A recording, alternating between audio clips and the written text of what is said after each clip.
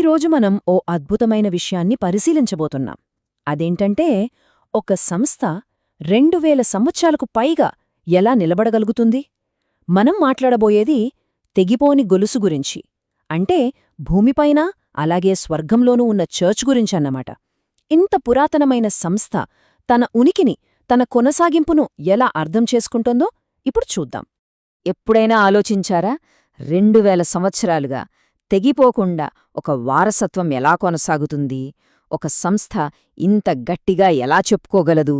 ఇది కేవలం చరిత్రకు సంబంధించిన ప్రశ్న మాత్రమే కాదు, చాలా లోతైన వేదాంతపరమైన ప్రశ్న కూడా.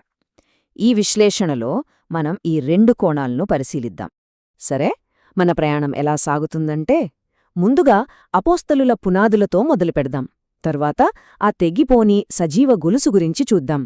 ఆ తర్వాత భూసంబంధమైన సభ, స్వర్గపు వాస్తవికత, ఆలోచనా విధానంలో వచ్చిన మార్పు, చివరగా ఒక ఆధునిక గందరగోళం. ఇలా అన్నింటినీ చర్చిద్దాం. సరే, ఇక మొదలుపెడదాం. మనం ముందుకు వెళ్లే ముందు ఒక కీలకమైన పదాన్ని స్పష్టంగా అర్థం చేసుకోవాలి. అదే అపోస్తలుల వారసత్వం. ఇది ఊరికే పదం కాదు, మనం చెయ్యబోయే ఈ చర్చ మొత్తానికి ఇదే పునాది. సింపుల్గా చెప్పాలంటే, ఏసుక్రీస్తు యొక్క అసలు అపోస్తలుల దగ్గర మొదలై నేటి వరకు తెగిపోకుండా వస్తున్న ఆధ్యాత్మిక అధికారం, బోధనల పరంపరపై ఉన్న నమ్మకమే ఇది. ఇక మన ప్రయాణంలో మొదటి అడుగు అపోస్తలుల పునాది, ఈ బండమీద చర్చ యొక్క మూలాలకు సంబంధించిన లేఖనాల్లోకి వెళ్దాం. మత్తయి సువార్తలో యేసు ఏమంటారంటే, ఈ బండమీద నా సంఘాన్ని కడతాను అని. మరి ఆ బండ అంటే ఏంటి? ఇక్కడ చాలా ఆసక్తికరమైన విషయమేంటంటే, దీనికి ఒకటే అర్థం కాదు, 3 కోణాలున్నాయి. విచిత్రంగా ఈ 3 ఒకదానికొకటి వ్యతిరేకం కాదు, కలిసే పనిచేస్తాయి. మొదటిది, ఆ విశ్వాసాన్ని ఒప్పుకున్న మొదటి వ్యక్తి పేతురు. రెండవది, పేతురొప్పుకున్న ఆ విశ్వాసమే ఒక బండ. ఇక మూడవది, అన్నిటికంటే ముఖ్యమైనది, అసలైన పునాది అయిన క్రీస్తే ఆ బండ. చూసారా ఎంత లోతైన అర్థముందో? ఇక్కడున్న ఈ చిత్రంలో అపోస్తలులను చూడండి. వారికి అప్పగించింది కేవలమేదో ఒక పని కాదు, అది ఒక దైవిక జీవితంలో ఒక గొప్ప మిషన్లో పాలుపంచుకోవడం. అంటే ఇది భూమి మీద జరిగిన ఒక చారిత్రక సంఘటనే అయినా దాని మూలాలు స్వర్గంలో ఉన్నాయి. ఇక్కడే మన అసలు పాయింట్కు కనెక్ట్ అవుతున్నాం. భూసంబంధమైన, స్వర్గసంబంధమైన అంశాలు ఎలా కలిసిపోతున్నాయో చూడండి. ఈ వాక్యం ఎంత శక్తివంతమైందో చూడండి. తండ్రి నన్ను పంపిన ప్రకారము నేనును మిమ్మును పంపుచున్నాను. అపోస్తలుల నియామకం ఎంత దైవికమైనదో ఇది స్పష్టం చేస్తుంది.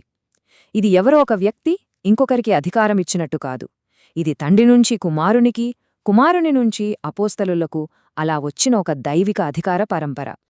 సరే, ఇప్పుడు లేఖనాల కాలం నుంచి కాస్త ముందుకు వెళ్దాం. ఆ తరువాతి తరానికి. తెగిపోని సజీవ గొలుసు, చరిత్ర నుండి స్వరాలు. తొలి చర్చ్ ఫాదర్స్ ఈ వారసత్వ భావనను ఎలా అర్థం చేసుకున్నారో ఇప్పుడు చూద్దాం. ఈ టైం లైన్ చాలా ముఖ్యం, ఎందుకంటే అపోస్తలుల కాలం తరువాత అంతా శూన్యమైపోలేదని ఇది చూపిస్తుంది. చూడండి, క్లెమెంట్, ఇగ్నేషియస్, ఐరేనియస్ వీళ్ళంతా అపోస్తలుల తరువాత కేవలం కొన్ని దశాబ్దాలకే రాశారు. అంటే వాళ్లు అపోస్తలులకు లేదా అపోస్తలులు నియమించిన వాళ్లకు ప్రత్యక్ష వారసులు. ఇది ఒక కళ్లకు కట్టినట్టు కనబడే చారిత్రక గొలుసు. రోమ్కు చెందిన క్లెమెంట్ సుమారు క్రీస్తు శకం 95లో ఒక ముఖ్యమైన విషయం రాశారు. వీరు మరణిస్తే ఇతర ఆమోదించబడిన పురుషులు వారి పరిచర్యను కొనసాగించాలి. నాయకత్వం కోసం ఒక ప్రణాళికాబద్ధమైన వారసత్వం ఉండాలనే ఆలోచన గురించి రాసిన మనకు తెలుసున్న మొదటి వ్యక్తి ఈయనే. అంటే ఈ పరిచర్య మధ్యలో ఆగిపోకూడదు, నిరంతరాయంగా కొనసాగాలనే ఉద్దేశం మొదటినుంచే ఉందని ఆయన మాటల్లో స్పష్టంగా తెలుస్తోంది. ఇక అంటియోకుకు చెందిన ఇగ్నేషియస్ మరో అడుగు ముందుకేశారు. ఆయనేమన్నారంటే, బిషప్, ప్రెస్బిటర్లు, డీకన్లు లేకుండా ఏ సమూహాన్ని చర్చ్ అని పిలవలేరు అని. అంటే చర్చ్ గుర్తింపు అనేది కంటికి కనిపించే ఒక నిర్దిష్టమైన నాయకత్వంతో ముడిపడి ఉంది. ఇక్కడ మరో ఆసక్తికరమైన విషయమేంటంటే, ఈ నిర్మాణం మొత్తానికి కేంద్రం యూఖారిస్ట్. అది చర్చి యొక్క స్వర్గపు వాస్తవికతకు ప్రతీక. మళ్ళీ చూడండి, భూసంబంధమైన నిర్మాణం, స్వర్గసంబంధమైన ఆరాధన రెండూ ఇక్కడే కలుస్తున్నాయి. ఇక ఐరేనియస్ విషయానికి వస్తే, ఆయన ఈ వారసత్వ భావనను ఒక ప్రాక్టికల్ సమస్యకు పరిష్కారంగా వాడారు. ఆయనేమన్నారంటే, అపోస్తలులు నియమించిన బిషప్స్ను వారి వారసత్వాన్ని మన కాలం వరకు మనం లెక్కించగలము అని. ఆలోచించండి, ఆ రోజుల్లో రకరకాల క్రైస్తవ బోధనలు ఉండేవి. మరి ఏది నిజమైనదో ప్రజలకెలా తెలుస్తుంది? ఐరేనియస్ ఇచ్చిన సమాధానం చాలా సింపుల్. అపోస్తలుల నుంచి నేరుగా తెగిపోకుండా వచ్చిన వారసత్వాన్ని ఎవరు చూపించగలరో వాళ్లదే అసలైన బోధన. ఇది తప్పుడు బోధనల నుండి నిజమైన విశ్వాసాన్ని వేరుచేయడానికి ఒక కొలమానంగా మారింది. సరే, ఇప్పటివరకు చూసినదంతా మనల్ని ఈ విశ్లేషణలోని ప్రధాన అంశానికి తీసుకోవచ్చింది. అదే భూసంబంధమైన సభ, స్వర్గపు వాస్తవికత. చర్చ్ యొక్క ఈ రెండు రాజ్యాల గురించి ఇప్పుడు లోతుగా చూద్దాం. చర్చ్ అనేది ఒకే సమయంలో చారిత్రక సంస్థగా, అలాగే స్వర్గపు అస్తిత్వంగా ఎలా ఉంటుందో చూద్దాం. ఈ రెండు కోణాలను అర్థం చేసుకోవడానికి ఇక్కడ చూడండి. ఒకవైపు చారిత్రక సమాజం, అంటే కంటికి కనిపించేది, మనం గుర్తించగలిగేది, ప్రజలు, భవనాలు, చరిత్ర, ఇదంతా కాలం, ప్రదేశంలో జీవిస్తుంది. మరోవైపు స్వర్గపు సమాజం. ఇది క్రీస్తు శరీరం లాంటిది. ఇది కాలానికి అతీతమైనది, స్వర్గంలో పాలుపంచుకునే ఒక అస్తిత్వ ఐక్యత. గుర్తుంచుకోండి, ఇవి రెండు వేర్వేరు చర్చులు కాదు, ఒకే వాస్తవికతకు ఉన్న రెండు ముఖాలు. మరి ఈ భూసంబంధమైన స్వర్గపు చర్చులు ఎలా కలుస్తాయి? ఆ ప్రశ్నకు సమాధానం కొయినేనియా అనే గ్రీకు పదంలో ఉంది. దీన్ని మనం సహవాసం అని అనువదించినా దాని అర్థం అంతకంటే చాలా లోతైనది. ఇది కేవలం అందరూ కలిసి కాఫీ తాగటం లాంటిది కాదు, ఇది దైవిక జీవితంలో ఒక లోతైన, నిజమైన భాగస్వామ్యం. ఈ భాగస్వామ్యం అత్యంత సంపూర్ణంగా యూకారిస్ట్లో వ్యక్తమవుతుందని నమ్ముతారు. ఈ లేఖనం చూడండి. చర్చి ఆయన శరీరము, అనగా సమస్తమును అన్నింటితో నింపుచున్నవాని సంపూర్ణత. ఈ మాటలు చర్చి కేవలమొక సంస్థ కాదని, అదొక సజీవ జీవి అనే స్పష్టం చేస్తున్నాయి. అది క్రీస్తుతో ఆధ్యాత్మికంగా ఐక్యమై ఉంది. ఇక్కడ మనం గ్రహించాల్సిన కీలకమైన విషయం ఏంటంటే, చర్చి కేవలం మనుషులు నడిపే సంస్థ కాదు, అది ఏకంగా క్రీస్తు యొక్క సంపూర్ణత అని పిలవబడుతోంది. ఇది ఎంత పెద్ద అద్భుతమైన వాదనో కదా. ఇప్పటివరకు అంతా బాగానే ఉంది, కాని ఇప్పుడు కథలో ఒక ముఖ్యమైన మలుపు వస్తుంది. ఆలోచనా విధానంలో మార్పు. సమాజం వర్సెస్ వ్యక్తి. ముఖ్యంగా పశ్చిమ దేశాలలో ఈ వారసత్వం గురించిన అవగాహన ఎలా మారడం మొదలైందో చూద్దాం. ఆశ్చర్యకరంగా ఈ మార్పు సెయింట్ అగస్టీన్తో మొదలవుతుంది. ఇక్కడున్న తేడాను జాగ్రత్తగా గమనించండి, ఇది చాలా ముఖ్యం. తొలి రోజుల్లో వారసత్వం అనేది ఒక వ్యక్తిది కాదు, అది మొత్తం అపోస్తలుల సమాజానికి చెందింది.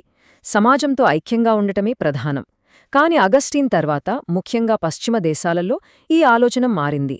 వారసత్వం అనేది ఒక వ్యక్తిగత బిషప్పై వేయబడిన చెరగని ముద్రలా మారింది. అంటే అది మరింత చట్టపరమైన విషయంగా తయారైంది. దీని ప్రకారం ఒక బిషప్ చర్చ్ నుంచి విడిపోయినా సరే ఆ వారసత్వాన్ని ఇతరులకు అందించగలడు అనే భావన వచ్చింది. ఈ కొత్త ఆలోచనా విధానం నుంచే ఈ 4 ప్రమాణాలు పుట్టుకొచ్చాయి. అభిషేకం చెల్లుబాటు అవ్వాలంటే సరియైన రూపం, విషయం, నిర్వాహకుడు, ఉద్దేశముండాలి. దీనివల్ల ఏమైందంటే వారసత్వం అనేది ఒక సాంకేతిక, వంశపారంపర్య విషయంలా తయారైంది. మీరు సరైన సమాజంలో ఉన్నారా అనే ప్రశ్న కంటే మిమ్మల్ని అభిషేకించిన వ్యక్తికి సరైన అధికారం ఉందా అనే ప్రశ్న ముఖ్యమైపోయింది. చూసారా, దృష్టి ఎలా సమాజం నుంచి వ్యక్తిగత అధికారం వైపు మారిందో? సరే, ఈ చరిత్రంతా మనల్ని నేటి కాలానికి తీసుకువస్తుంది. ఒక ఆధునిక గందరగోళం. నేటి చర్చి ఎక్కడ ఉంది? ఇన్ని విభజనలున్న నేటి క్రైస్తవ ప్రపంచంలో ఈ చారిత్రక భావనలను ఎలా అర్థం చేసుకోవాలి? ఫాదర్ జార్జెస్ ఫ్లోరోస్కి చెప్పిన ఈ మాటలు ఆధునిక ఆర్థడాక్స్ దృక్పథాన్ని అద్భుతంగా వివరిస్తాయి. ఇది ఒక విరోధాభాసం లాంటిది. ఒకవైపు చర్చ్ తన గుర్తింపు గురించి, తన ఉనికి గురించి చాలా స్పష్టంగా, దృఢంగా ఉంటుంది. చర్చ్ ఎక్కడుందో మాకు తెలుసు అని చెప్తుంది. కాని మరోవైపు గర్వంతో వ్యవహరించదు. చర్చ్ ఇక్కడ లేదు అని ఖచ్చితంగా చెప్పలేదు. ఎందుకంటే తమ కంటికి కనిపించే సరిహద్దుల అవతల దేవుని దయ ఎలా పనిచేస్తోందో ఎవరికీ తెలియదనే రహస్యాన్ని, ఆ వినయాన్ని అంగీకరిస్తుంది. ఈ ఆలోచనకు సెయింట్ అగస్టిన్ మాటలు మరింత బలాన్ని చేకూరుస్తాయి. బయట ఎన్ని గొర్రెలున్నాయో లోపలెన్ని తోడేళ్లున్నాయో ఎంత లోతైన మాటో చూడండి. అంటే కేవలం చర్చీలు సభ్యుడిగా ఉండటం వల్ల రక్షణ లభిస్తుందని గ్యారంటీ లేదు. అలాగే చర్చ్ బయట ఉన్నవాళ్లంతా నాశనం అయిపోతారని కూడా కాదు. దేవుని దయ అనేది ఒక పెద్ద రహస్యం. అందుకే తీర్పు చెప్పడంలో మనం చాలా జాగ్రత్తగా ఉండాలి. ఇదంతా మేధోపరమైన చారిత్రక ప్రయాణం. కాని చివరికి ఇదంతా ఒక వ్యక్తిగత భావోద్వేగ అనుభవానికి దారితీస్తుంది. రచయిత ఒక సజీవమైన చారిత్రక సమాజాన్ని కనుగొన్నప్పుడు ఇన్నాళ్లు చదివిన సిద్ధాంతాలు, చరిత్ర అన్నీ ఒక్కసారిగా నిజమై ప్రాణం పోసుకున్నప్పుడు కలిగే అనుభూతిని ఈ మాటలు సూచిస్తాయి. ఇంటికి స్వాగతం. ఇన్నాళ్ళో వెతికినది దొరికిన అనుభూతి. ఇక చివరగా ఈ ఒక లోతైన ప్రశ్నతో ఈ విశ్లేషణను ముగిద్దాం. ఒక సమాజం సమస్తమును అన్నింటితో నింపుచున్నవాని సంపూర్ణతగా ఉండటం అంటే అసలు అర్థమేమికి?